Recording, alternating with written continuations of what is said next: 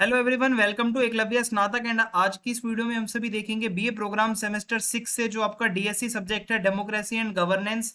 इसके most important questions आपको बताने वाला हूं इंग्लिश मीडियम में। आप इन क्वेश्चंस को जरूर करके जाएं, आपको बहुत ज्यादा फायदा मिलेगा। तो चलिए वीडियो को स्टार्ट करते हैं। आपसे एक छोटी सी रिक्वेस्ट है कि आप प्लीज मुझे इंस्टाग्राम पे फॉलो कर लें। अगर आपकी कोई क्वेरी हो तो आप मैसेज कर सकते हैं। और आपको इसकी पीडीएफ जो है वो हमारे टेलीग्राम चैनल एकलव्य स्नातक 1 पे प्रोवाइड करवा दी जाएगी। तो आप प्लीज ये जो टेलीग्राम चैनल है इसको ज्वाइन कर लें। और सबसे पहला क्वेश्चन जो है हमारा वो है, the supreme court is the final interpreter of Indian constitution discuss. तो ये बिल्कुल सही बात है। सुप्रीम कोर्ट जो है वो ही हमारे इंडियन कॉन्स्टिट्यूशन की जो फाइनल इंटरप्रिटेशन होती है वो वही दे सकता है। सो जो हमारा कॉन्स्टिट्यूशन है इंडिया का, वो हमारा सबसे बड़ा लॉ है, सबसे बड़ा कानून है। और and the highest judicial authority in the country, and the supreme court जो है उसी को ये रिस्पॉन्सिबिलिटी दी गई है कि जितने भी उसके प्रोविजंस हैं उनको एनफोर्स कराना है, उनके इंटरप्रिटेशन देनी है कॉन्स्टिट्यूशन की। ये सुप्रीम कोर्ट का काम ही होता है। तो ये जो कॉन्स्टिट्यूशन है इंडिया का, ठीक है, ये क्या करता है, सुप्रीम कोर्ट को पावर देता है जुडिशियल रिव्यू की, जिसका मतलब है कि किसी भी कानून को वो कभी भी जो है रोक सकती है, कभी भी उस कानून को रद्द कर सकती है। सुप्रीम कोर्ट के पास ये अगर उसको ऐसा लगता है कि कोई लॉ जो है वो अनकॉन्स्टिट्यूशनल है। The Supreme Court is also empowered to give authoritative interpretations of all the provisions of constitutions। ठीक है, यानी कि सभी कोर्ट पे लागू होता है भारत की, और वो अपनी इंटरप्रिटेशन दे सकता है सुप्रीम कोर्ट जैसे उसको सही लगे कॉन्स्टिट्यूशन के ऊपर। सुप्रीम कोर्ट एक काफी सिग्निफिकेंट रोल प्ले करता है लीगल और कॉन्स्टिट्यूशनल लैंडस्केप को बनाने में इंडिया के। ठीक है, और बहुत सारे लैंडमार्क डिसीजंस भी लिए हैं सुप्रीम कोर्ट ने, जिसके बहुत ज्यादा इम्पैक्ट भी हुए हैं। फॉर एग्जाम्पल सुप्रीम कोर्ट ने क्या किया था, upheld the principles of democracy, secularism and federalism enshrined in the constitution.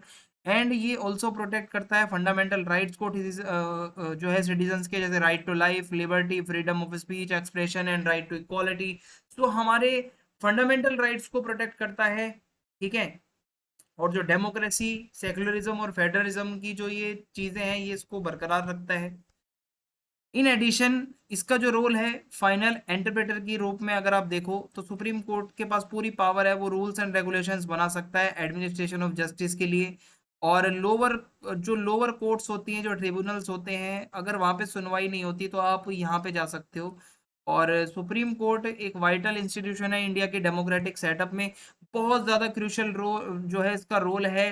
ठीक है, अगर हमें रूल ऑफ लॉ लाना है, कानून का शासन लाना है, कोई ऊपर नीचे ना हो, तो अगर हमें सिटीजन्स के राइट को प्रोटेक्ट करना है, तो अगर फाइनल इंटरप्रिटेशन देनी है इंडियन कॉन्स्टिट्यूशन की, तो सुप्रीम कोर्ट के पास ही वो सारी पावर है। सो सुप्रीम कोर्ट एक वाइटल इंस्टीट्यूशन है और ये फाइनल इंटरप्रेटर है। फिर है, examine the functioning of the Panchayati Raj institution in light of 73rd amendment act of Indian constitution. बहुत बारी पूछा गया है ये क्वेश्चन। सो पंचायती राज सिस्टम हमारे इंडिया में इसीलिए आया था ताकि पावर को डिसेंट्रलाइज किया जा सके ग्रास रूट लेवल्स पर। 73rd अमेंडमेंट एक्ट जो है उसको पास किया गया 1992 में, जो कि कुछ रिफॉर्म्स लाता है पंचायती राज इंस्टीट्यूशंस में। सबसे पहला है कॉन्स्टिट्यूशनल प्रोविजन। तो 73rd अमेंडमेंट एक्ट जो है वो एक कॉन्स्टिट्यूशनल रिकॉग्नाइजेशन देता है पंचायत को, और ये एक सेल्फ गवर्नमेंट बताता है उनको। और हर स्टेट के पास क्या है कि वो अपनी एक पंचायत बनाएगा, विलेज, इंटरमीडिएट और डिस्ट्रिक्ट लेवल पर पंचायतें बनेंगी। इलेक्शंस जो होंगे, डायरेक्ट इलेक्शन होंगे मेंबर टू पंचायत जो होंगे, और इससे क्या होगा कि एक तो अकाउंटेबिलिटी भी होनी चाहिए। जो इलेक्टेड रिप्रेजेंटेटिव्स हैं भाई, वो कुछ काम वाम भी करें, लोगों की आवाज़ को सुने, जो महिलाएं हैं उनकी आवाज़ को सुने, मार्जिनलाइज कम्युनिटीज़ को सुने। पावर और फंक्शन की बात करें तो पंचायती राज इंस्टीट्यूशंस को कुछ पावर भी दी गई है, जैसे रूरल डेवलपमेंट की पावर है, agriculture, water management, sanitation, education, health, social welfare, ये सारे टॉपिक्स के ऊपर इनको पावर दी जाती है। और पंचायती कुछ फाइनेंशियल पावर्स भी हैं इनके पास, वो फंड रेज कर सकते हैं, टैक्स ले सकते हैं, ग्रांट्स ले सकते हैं अपने फंक्शनिंग के लिए। डेवोल्यूशन ऑफ पावर, ये जो एक्ट है ये क्या करता है, डिवॉल्व करता है power from the state to local governments. और पंचायती जो ये पूरे इंस्टीट्यूशन है, पंचायत जो है, have been given the power to plan कर सकता है, इंप्लीमेंट कर सकता है, मॉनिटर कर सकता है जो भी इसके डेवलपमेंट प्रोग्राम्स चल रहे हैं अपने एरियाज में। जिससे क्या है कि पब्लिक सर्विसेज में काफी इंप्रूवमेंट आई है, लोकल कम्युनिटीज को बहुत एम्पावरमेंट मिला है। Reservation of women and marginalise communities, SC ST OBC women के लिए यहाँ पे अलग से रिजर्वेशन भी होता है। पार्टिसिपेशन इन ट्रांसपेरेंसी, इस एक्ट से क्या होता है कि रेगुलर मीटिंग होती है पंचायत की, जो कि ओपन हो पब्लिक के लिए, सभी को पता चलता रहे क्या हो रहा है, पब्लिक का भी पूरा पार्टिसिपेशन हो, ट्रांसपेरेंसी हो गवर्नमेंट के अंदर। ओवरऑल 73rd अमेंडमेंट एक्ट जो है काफी सिग्निफिकेंट स्टेप है पंचायती राज सिस्टम को मजबूत करने के लिए। इससे पावर का डिसेंट्रलाइजेशन बहुत अच्छे से हुआ है ग्रास रूट लेवल पर। सो अभी भी बहुत सारे चैलेंजेस हैं पंचायती राज की फंक्शनिंग को लेकर, बट जैसे कि इनएडिकेट फाइनेंशियल रिसोर्सेज, उतने पैसे नहीं मिल पाते उनको, कैपेसिटी बिल्डिंग उतनी कैपेसिटी नहीं हो पाती, एडमिनिस्ट्रेटिव सपोर्ट नहीं मिल पाता, ये है। How has the policy of liberalisation transformed Indian economy, तो जो पॉलिसी है लिबरलाइजेशन की, इसका बहुत तगड़ा इम्पैक्ट पड़ा है इंडियन इकोनॉमी के ऊपर जब ये लाई गई थी 1990s में। सो पहले क्या था, इंडिया बहुत ज़्यादा एक प्रोटेक्टेड इकोनॉमी को फॉलो कर रहा था, और मतलब गवर्नमेंट का कंट्रोल ज़्यादा से ज़्यादा था इंडस्ट्रीज पे, ट्रेड पर जब से ये लिबरलाइजेशन की पॉलिसी आई तो गवर्नमेंट ने अपना इंटरवेंशन थोड़ा कम कर दिया ताकि कंपटीशन वगैरह ज़्यादा हो, फॉरेन इन्वेस्टमेंट ज़्यादा हो। और one of the key impacts अगर आप देखोगे लिबरलाइजेशन के, वो ये है कि opening of the Indian economy to foreign investment, कि फॉरेनर्स आके इन्वेस्ट कर सकते हैं, हम ओपन हैं आपके लिए।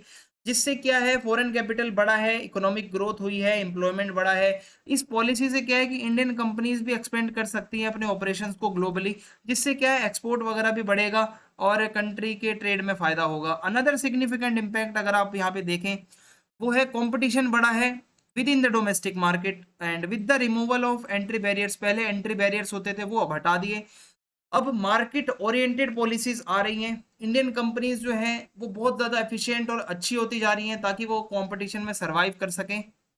ऑब्वियस सी बात है, सामान अच्छा नहीं बनाओगे तो 10 लोग और बैठे हैं कंपटीशन में, वो अच्छा बना के बेच देंगे, तो ये भी फायदा है। तो इससे क्या है कि नए नए प्लेयर्स आ रहे हैं अलग अलग सेक्टर्स में, लोगों को चॉइस मिल रही है अलग अलग, और इकोनॉमिक ग्रोथ भी हो रहा है। लिबरलाइजेशन से एक शिफ्ट हुआ है structure of the Indian economy में। जैसे अब पहले क्या है कि मतलब एक बहुत ज़्यादा फोकस है अब सर्विस सेक्टर के ऊपर, एग्रीकल्चर और मैन्युफैक्चरिंग में थोड़ा सा डिक्लाइन आते हुए हमें मिल रहा है, सर्विसेज सेक्टर पे ज़्यादा फोकस है।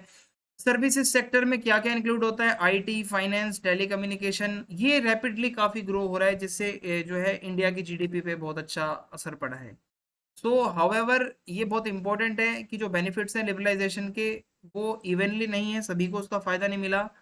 कुछ लोग आज भी काफ़ी पिछड़े हुए हैं, पीछे रह गए हैं, लिबरलाइजेशन का कोई फ़ायदा नहीं मिला, वो आज भी चैलेंजेस फेस कर रहे हैं, पॉवर्टी, इनक्वालिटी, इंफ्रास्ट्रक्चर नहीं है उनके पास। पॉलिसी जो है लिबरलाइजेशन की काफ़ी इंपॉर्टेंट है, इंपॉर्टेंट थी ट्रांसफॉर्म करने के लिए इंडिया की इकोनॉमी को और फ्यूचर ग्रोथ के लिए भी। अब है analyse the role of media and popular culture in Indian democracy. So media का और पॉपुलर कल्चर का काफ़ी ज़्यादा अच्छा रोल है, दोनों का काफ़ी इन्फ्लुएंशियल रोल है पब्लिक ओपिनियन को जानने में, अवेयरनेस फैलाने में, और holding those in power accountable, ठीक है। और यहाँ पे एक तो ये है कि इंफॉर्मेशन डिसेमिनेशन, सो मीडिया और पॉपुलर कल्चर ये क्या करती है, जो वाइटल चैनल्स हैं इंफॉर्मेशन के, ये सबसे ज़्यादा इन्फॉर्मेशन हमें मीडिया और पॉपुलर कल्चर से ही मिलती है, न्यूज़ वगैरह देख के, जो भी इश्यूज चल रहे होते हैं न्यूज़ से हमें पता चलते हैं, ये जाके कवरेज लेते हैं और फिर लोगों को पता चलता है। अकाउंटेबिलिटी, मीडिया एक वॉचडॉग की तरह काम करता है, मॉनिटर करता है जो लोग नेता लोग पावर में हैं, कैसे वो अपना काम कर रहे हैं, सही से कर रहे हैं नहीं कर रहे, अगर करप्शन कर रहे हैं तो वो भी मीडिया दिखाता है। सो एक ट्रांसपेरेंसी है, मीडिया आपको पता ही है डेमोक्रेसी के अंदर एक बहुत बड़ा पिलर है। फिर है रिप्रेजेंटेशन, पॉपुलर कल्चर जैसे कि मूवीज वगैरह, टेलीविजन शोज, म्यूजिक, एक इससे प्लेटफॉर्म मिलता है for under represented communities to voice their concerns, जो ऐसी कम्युनिटीज जिनको दबा के रखा गया है वो भी अपनी आवाज उठा सकती हैं, मूवीज वगैरह में दिखाया जाता है, जिससे क्या है डाइवर्सिटी आएगी, डेमोक्रेटिक प्रोसेस अच्छा होगा। अवेयरनेस, मीडिया से अवेयरनेस आती है भाई, ये हम सभी को पता ही है। एजुकेशन, लोग जितना ज़्यादा मीडिया को, पॉपुलर कल्चर को, मूवीज़ को देखते हैं, एजुकेटेड होते हैं, लोगों को लोग इंगेज होते हैं, रिस्पॉन्सिबिलिटीज़ पता चलती है, और ये सब बातें आती हैं इसमें। अब अगला टॉपिक है ई गवर्नेंस। ई गवर्नेंस के क्या फीचर्स हैं आपको बताने हैं। ई गवर्नेंस का मतलब होता है डिजिटल टेक्नोलॉजी का यूज़ करना, जो भी आपकी गवर्नमेंट की सर्विसेज हैं उसके लिए, सरकारी काम मतलब सारा कुछ ऑनलाइन करना, डिजिटली करना।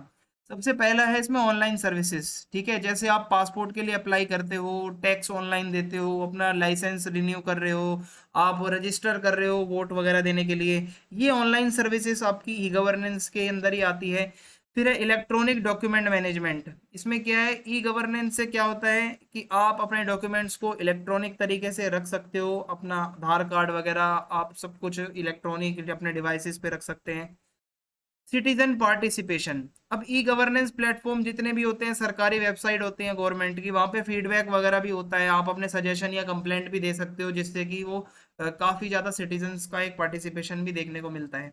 ट्रांसपेरेंसी, देखो ई गवर्नेंस से क्या हुआ है, ट्रांसपेरेंसी बढ़ी है काफ़ी ज़्यादा, जो डेटा है वो सभी के लिए ओपन है, कोई इसमें रिश्वतखोरी घूसखोरी नहीं चलती। ऑनलाइन में आप सभी के लिए इक्वली काम होता है, जो भी होता है, ना कोई लाइन लगती है, आपको पता ही है। Automation, e governance platform automation का यूज करते हैं।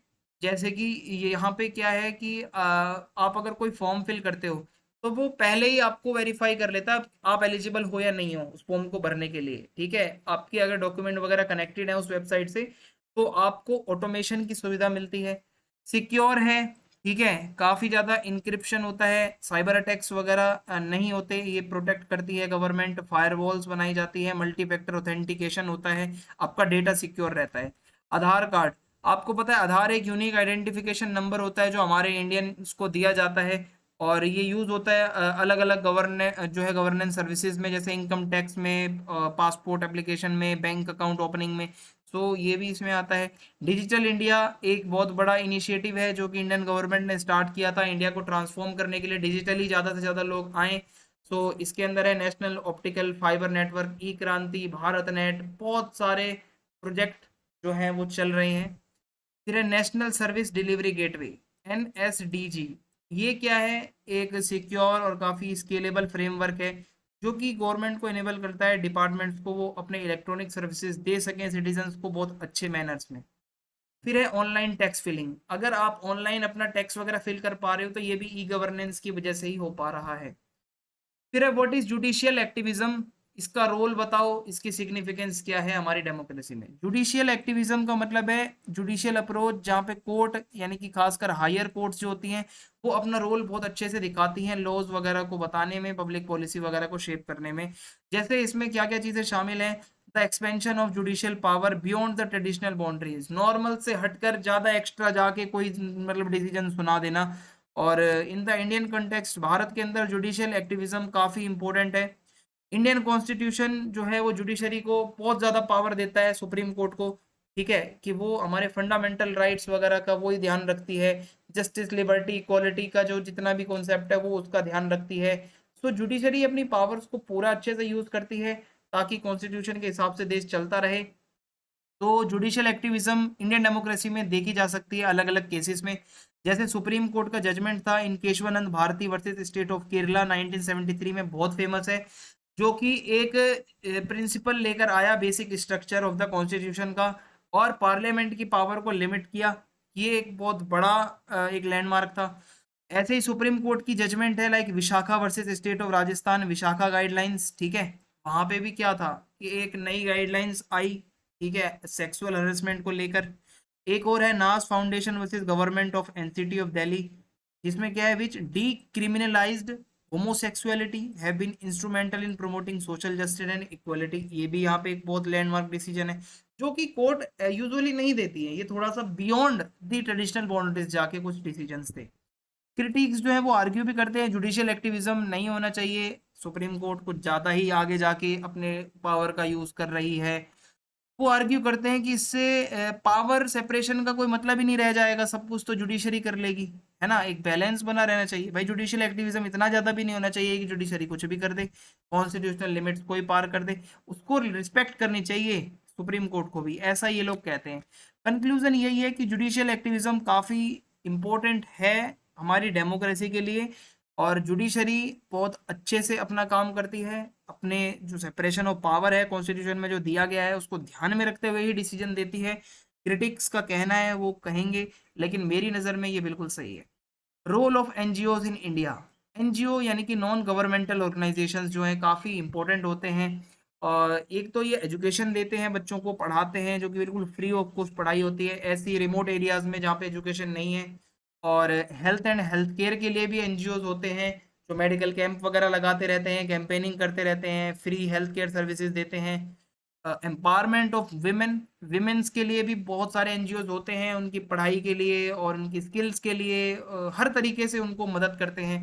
एनवायरमेंटल प्रोटेक्शन के लिए भी एनजीओज होते हैं, डिजास्टर रिलीफ के भी एनजीओज होते हैं, ह्यूमन राइट प्रोटेक्शन के लिए भी एनजीओज होते हैं, जो मार्जिनलाइज कम्युनिटीज, चिल्ड्रन, वीमेन और डिसेबल्ड के लिए काम करते हैं।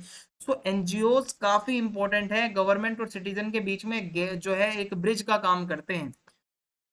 अब इसके बाद है what is public policy, explain the process of public policy making. ठीक है, पब्लिक पॉलिसी का मतलब है एक ऐसे प्रिंसिपल्स, डिसीजंस और एक्शंस बनाना जो गवर्नमेंट को लेने हैं और बाकी पब्लिक इंस्टीट्यूशंस को लेने हैं to address specific societal issues और प्रॉब्लम्स। तो ये पॉलिसीज जो होती हैं, ये इससे क्या होता है कि बहुत सारे लॉज होते हैं, रेगुलेशंस होते हैं, एग्जीक्यूटिव ऑर्डर्स होते हैं, एडमिनिस्ट्रेटिव डिसीजंस होते हैं। ठीक है, जैसे हेल्थ के ऊपर, एजुकेशन के ऊपर, एनवायरनमेंट के ऊपर, इकोनॉमी के ऊपर। ये जो प्रोसेस होता है पब्लिक पॉलिसी मेकिंग का, इसमें सबसे पहले एजेंडा सेट किया जाता है, प्रॉब्लम क्या है। ठीक है, ये देखा जाता है कि किस बारे में ये बनाना है। अलग अलग सोर्सेज से प्रॉब्लम आती है, such as public opinion, interest groups, government agencies, यहाँ से पता चलता है। फिर है पॉलिसी फॉर्मुलेशन। अब एक बारी प्रॉब्लम पता चल गई तो पॉलिसी मेकर्स जो होते हैं वो पॉलिसीज बनाते हैं। ठीक है, प्रपोजल देते हैं और इसमें पहले रिसर्च होती है, एनालिसिस होता है, कंसल्टेशन होता है एक्सपर्ट्स के साथ, स्टेक होल्डर्स के साथ और कम्युनिटीज के साथ। फिर है पॉलिसी को अडॉप्ट किया जाता है। जब ये पॉलिसी ऑप्शंस डेवलप होते हैं, पॉलिसी मेकर सबसे बढ़िया जो पॉलिसी होती है उसको अडॉप्ट करते हैं और दिस में involve a vote in a legislative body. ये इसमें चुना भी जा सकता है कौन सी पॉलिसी ज़्यादा सही है। फिर पॉलिसी को इम्प्लीमेंट किया जाता है, फिर पॉलिसी इवेल्युएशन होता है, फाइनली देखा जाता है कि कितनी इफेक्टिव है पॉलिसी, इसका इम्पैक्ट कितना अच्छा है, पॉलिसी ने जो जो गोल थे हमारे वो अचीव करे हैं या नहीं करे, क्या कॉन्सिक्वेंसेस हैं, अगर कोई एडजस्टमेंट करनी है या, तो वो सब देखा जाता है।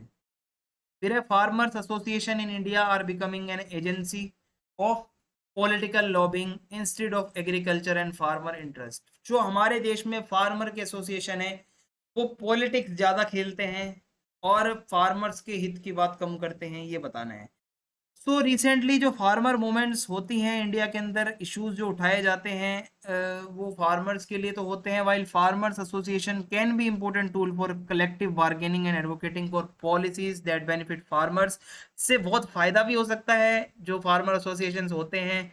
वन वे अगर आप देखो, in which farmers association have been politically lobbying agencies in through their close links. देखो कुछ नेता ऐसे भी होते हैं, पॉलिटिकल पार्टीज से जुड़े होते हैं, पॉलिटिशियन से जुड़े होते हैं और किसानों के लिए आवाज उठा रहे होते हैं। तो ऐसे में क्या होता है, जिनके बहुत ज्यादा पॉलिटिकल कनेक्शन होते हैं तो फिर वो फार्मर का एसोसिएशन नहीं रह जाता, फिर वो उस पार्टी का ही हो जाता है। Another way in which farmers associations have been politicised is through their involvement in political protest. अगर फार्मर किसी पॉलिटिकल प्रोटेस्ट में जा रहे हैं, मूवमेंट्स में, देखो फार्मर्स को पूरा राइट है, वो अपनी आवाज रख सकते हैं, सब कुछ कर सकते हैं, बट कुछ पॉलिटिकल पार्टीज उनके मूवमेंट्स को हाईजैक कर लेती है और वो फिर जो मूवमेंट है वो किसी पार्टी का बन जाता है।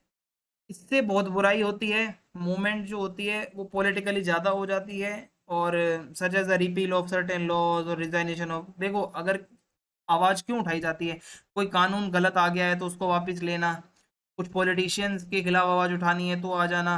तो ऐसे में क्या होता है कि rather than on addressing the underlying structural issues, जो फार्मर्स की बात है वो नहीं होती और कुछ और ही बातें चल रही होती हैं। फर्दरमोर कुछ farmer associations have been criticised for failing to, देखो कुछ ऐसी एसोसिएशंस है जो फार्मर की बात नहीं करती, वो कुछ अलग ही बातें करती हैं और वो अपने फायदे की बातें ज़्यादा करती हैं। ठीक है, जो पॉलिटिकली एक्टिव फार्मर्स हैं उनकी बातें ज़्यादा करती हैं, छोटे स्केल के फार्मर्स की कोई बात नहीं करता। ठीक है, इससे क्या होता है, इनइक्वालिटी बढ़ती है एग्रीकल्चर सेक्टर में और मार्जिनलाइजेशन और ज़्यादा होता है। सो कंक्लूजन यही है, फार्मर एसोसिएशन बहुत इंपॉर्टेंट होती है फार्मर्स के लिए आवाज उठाने के लिए, लेकिन ये एसोसिएशन जब किसी पॉलिटिकल पार्टी या पॉलिटिकल बंदे के साथ जुड़ जाती है तो वो हाईजैक कर लेता है पूरी एसोसिएशन को, वो पॉलिटिकल जो भी जो पार्टी होती है, और इसी से फिर उनका जो एक टारगेट है वो पूरा नहीं हो पाता। अगर वीडियो अच्छी लगी हो तो चैनल को सब्सक्राइब करें, ज़्यादा से ज़्यादा वीडियो को लाइक करें, वीडियो को शेयर करें। जय हिंद, जय भारत।